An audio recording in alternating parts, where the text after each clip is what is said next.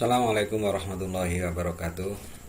Saya ucapkan selamat pagi anak-anak sekalian. Mudah-mudahan pada pagi hari ini kalian masih tetap diberikan kesehatan oleh Allah, diberikan rahmat, diberikan hidayah, sehingga kalian bisa melaksanakan aktivitas sehari-hari untuk mengikuti pelajaran di hari Selasa ini, yaitu Bahasa Indonesia, dan bertemu lagi dengan saya Bapak Taufik Hidayat. Mudah-mudahan kalian tidak bosan. Anak sekalian yang saya cintai, sebelum kita lanjutkan materi pembelajaran kita pada pagi hari ini, kita buka dengan doa dulu. Kita buka dengan bacaan Rabbis Rohli, Bismillahirrahmanirrahim. Rabbis Rohli Sodri wa yassirli amri wahlul uqdatam min lisani yafqahu qawli. La haula wala quwata illa billah, amin ya rabbal alamin. Anak sekalian yang saya cintai, hari ini kita masuk ke bab 3, yaitu tentang teks eksposisi.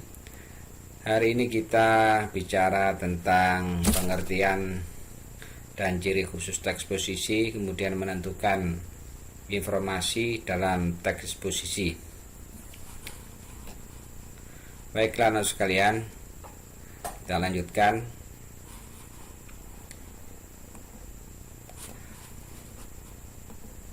Pengertian teks eksposisi dan ciri teks eksposisi. Pengertian teks eksposisi adalah paparan. Paparan itu penjelasan yang berusaha memberitahu atau menerangkan sesuatu. Dalam pengertian teks eksposisi ini, nanti kalian akan dipaparkan, akan dijelaskan, akan digambarkan tentang sesuatu, yang sesuatu itu kemudian penulis akan membuat kalian untuk berusaha memberitahu kemudian atau menerangkan sesuatu. Ciri-ciri teks eksposisi. Pertama, penjelasan pokok secara objektif. Maksudnya di sini adalah tema yang akan disampaikan dalam teks eksposisi itu harus objektif.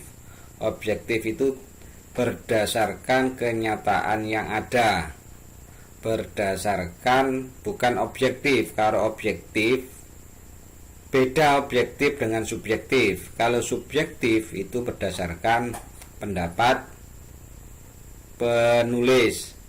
Tapi kalau objektif adalah berdasarkan gambaran secara utuh, secara nyata, tanpa memihak kepada satu atau dua golongan. Itu namanya objektif, tidak ada pemihakan dalam tulisan tersebut. Kemudian yang kedua, gaya penulisan itu informatif.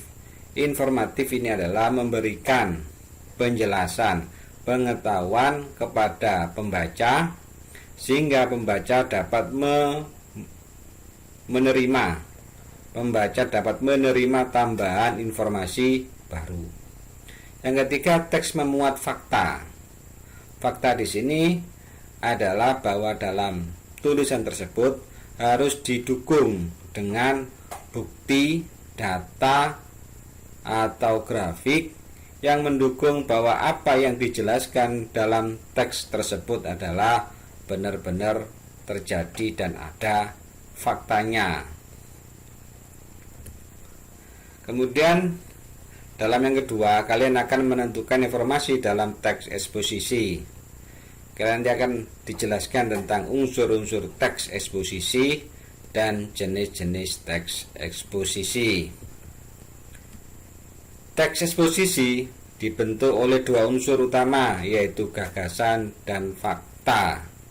Gagasan disebut juga pendapat. Gagasan adalah pendapat yang dikemukakan. Kalau fakta adalah keadaan suatu peristiwa yang merupakan kenyataan atau sesuatu yang benar-benar ada atau terjadi. Di buku kalian bisa kalian lihat di halaman 78. Itu ada tulisan tentang membentengi remaja dari bahaya hoax atau berita bohong. Itu yang disebut dengan gagasan. Gagasan adalah bagaimana tulisan tersebut dengan sebuah tema atau sebuah gagasan dari penulis bagaimana membentengi remaja dari berita hoax atau berita bohong. Faktanya akan didukung pada bagian-bagian bawahnya. Kalian lihat itu ada fakta dijelaskan, diambilkan dari sumber A, diambilkan dari sumber B, ada sumbernya semua. Sumber-sumber itu adalah fakta-fakta yang mendukung gagasan tersebut. Jadi teks eksposisi dibentuk oleh dua unsur, yaitu gagasan dan fakta. Jenis-jenis teks eksposisi, ada eksposisi definisi, eksposisi proses, eksposisi ilustrasi, ya, itu ilustrasi ya, bukan ilustrasi, eksposisi pertentangan, eksposisi perbandingan, dan eksposisi analisis dan eksposisi berita. Baik, kami jelaskan dulu ya. Ini eksposisi definisi adalah eksposisi ini menjelaskan topik tertentu secara definitif. Definitif itu artinya apa? Memberi penjelasan dengan batasan makna, ya. Kemudian pengertian. Kemudian ada eksposisi proses. Eksposisi yang memaparkan langkah-langkah atau cara melakukan sesuatu atau dalam pembuatan hal sesuatu. Misalkan tentang ini proses ya. Langkah awalnya dalam menentukan topik. Setelah itu pernyataan penulis berdasarkan fakta. Tes yang lainnya juga merupakan proses menulis apakah pro atau kontra. Ini proses. Ada tahapan-tahapannya. Kemudian ini eksposisi ilustrasi. Ilustrasi itu adalah menggambarkan. Eksposisi ini bertujuan memberikan gambaran. Dari ilustrasi itu artinya gambaran. Suatu ide nyata agar membaca dapat memahami dengan baik. Ada gambaran yang disampaikan. Contoh misalkan tentang pemanasan global adalah peningkatan suhu udara di bumi dan sebagainya. Kemudian yang keempat, eksposisi pertentangan. Eksposisi ini berisi topik yang dijelaskan dari sisi kontradiksi. Kontradiksi itu adalah pertentangan ya, yang biasanya berhubungan dengan topik yang lain. Ciri-cirinya adalah di sana ada konjungsi intra kalimat, meskipun demikian namun dan sebagainya. Nanti kita pelajari di bab berikutnya. Kemudian eksposisi perbandingan, membandingkan sesuatu dengan yang lain menjadi ciri dari teks eksposisi ini. Dengan demikian pembahasan suatu persoalan akan lebih jelas daripada hanya dengan berfokus pada persoalan itu sendiri.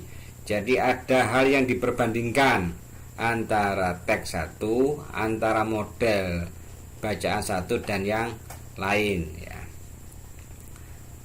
Kemudian ada eksposisi klasifikasi. Klasifikasi itu pengertian adalah mengelompokkan. Eksposisi ini bertujuan untuk mengelompokkan atau membagi sesuatu ke dalam golongan tertentu ya. Oleh karena itu, misalkan dalam contoh ini jurusan sastra Indonesia terbagi menjadi 3, linguistik, sastra, dan filologi. Dan ini namanya mengelompokkan ya. Kemudian ada eksposisi berita. Eksposisi ini berisi informasi yang biasanya terdapat pada media massa yang bersifat aktual dan faktual. Yang aktual ya. Kemudian yang terakhir eksposisi analisis, yaitu berisi pengamatan yang mendalam lalu dengan argumentasi dibahas secara bertahap ya.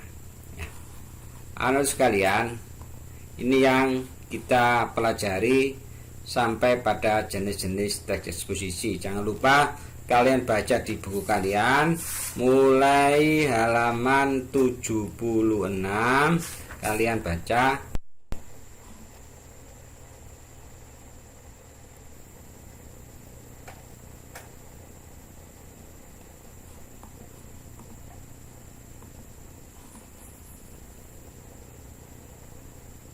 ya.